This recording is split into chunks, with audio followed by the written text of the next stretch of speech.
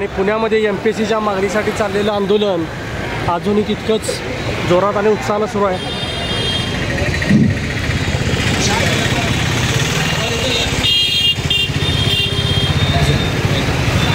कृषी सेवेसाठी आम्ही पहिल्यांदा एकत्र जमलो होतो. आदरणीय बळीराम डोळे सर यांच्या नेतृत्वाखाली काल इथं जमलो.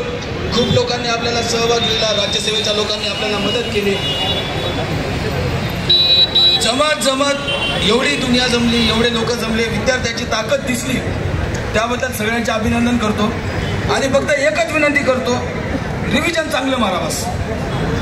14 मध्ये आणि 16 मध्ये कन्फ्युजन झालं नाही पाहिजे.